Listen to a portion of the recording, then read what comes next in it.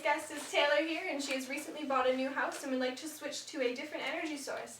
So hello Taylor, and welcome to the show. Tell everyone a little about yourself. I'm Taylor, and I just bought a new house, and I'm looking for a new way to power the energy. So welcome to the show, Taylor. Would you be able to tell everyone a little bit about what you have? Well, I have a 1,600 square foot rural home. It's electrically powered, and I've noticed that electrical power is really bad on the environment, and it makes a dent in my wallet. So I just want a new way, to be better for my savings and for the environment. Well, Taylor, it looks like our specialist team, Offset here, has come up with a perfect alternative of the grid power source for you. And we've decided on solar power is the best for you. What is solar power, and how does it help me?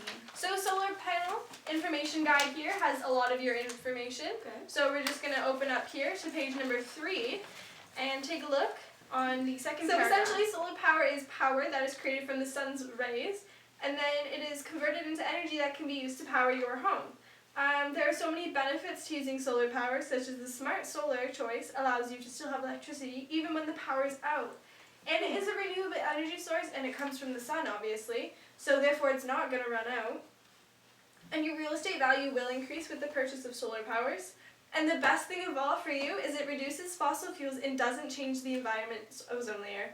So the advantages to switching are endless. That's amazing. However, I don't really understand how sun rays can power my house, and how does my roof fit the requirements? The solar panel uses photons from the sun to create electricity. Let's take a closer look at this nanoscopic process, which enables us to harness electricity from the sun.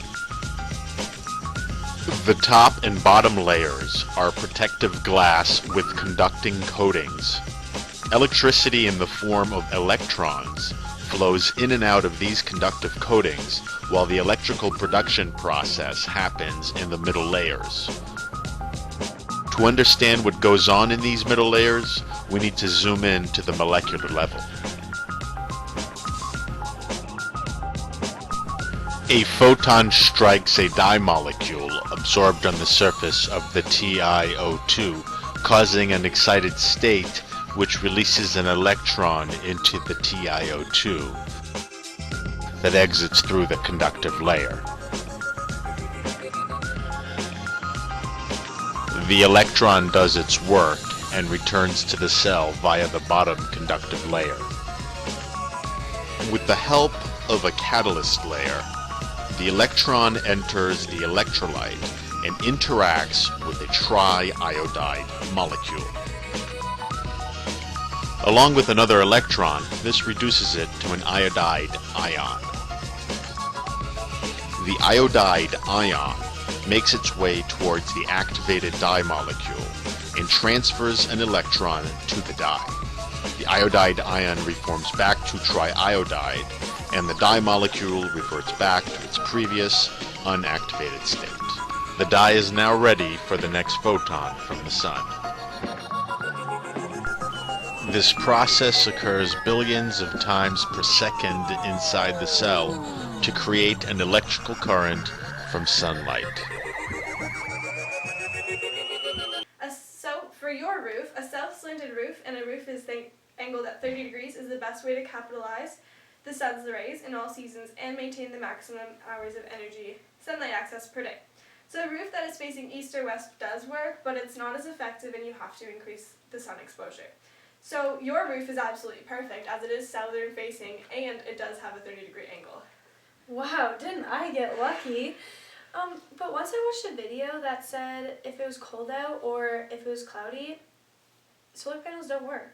Is that true? No, that's incorrect. That's a myth. So it is one of the more common myths that we do hear about. So the coldness doesn't affect it at all, but the cloudiness you would think would affect it, although the UV rays they are able to go through the clouds, so it doesn't affect it as much as you would think, because some places that are very cold and cloudy, they do excel with solar power. That's good to hear. That video had me really worried. You can't believe everything you've read on the internet, Taylor. I know. You haven't mentioned any pricing yet, so could you explain like why it costs what it does? So I have been tracking your energy use, and I've conducted that in the summer and spring months you use approximately 18 kilowatts a day. And in the winter months you use approximately 50 kilowatts a day.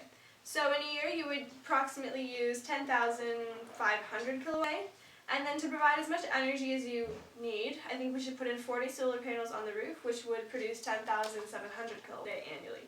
So the solar panels will cost around $35,000, and then with the pre-wired 120/240 back generator that our company provides as a backup energy in case your energy supply is running low, it will cost you $4,000, so in total around $39,000 without taxes. Holy, that is a lot of money. How is this beneficial?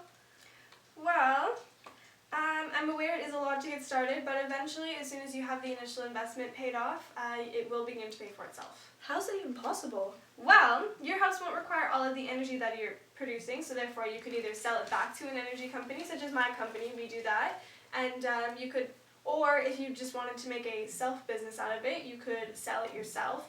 But in order to sell it yourself, you're going to need a backup, like a storage, which we do sell the storage. It doesn't include it in the initial cost, so it's a couple of $1,000 extra.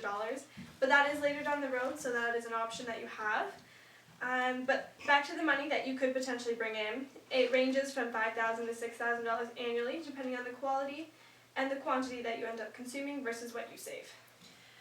That's all good, but that profit isn't until I actually have everything paid off. Where are my immediate savings? Well, considering that they are installed and you no longer have a company you're paying for your energy, you actually don't have electrical bills. So this is taking into consideration that you decide to go entirely off the grid.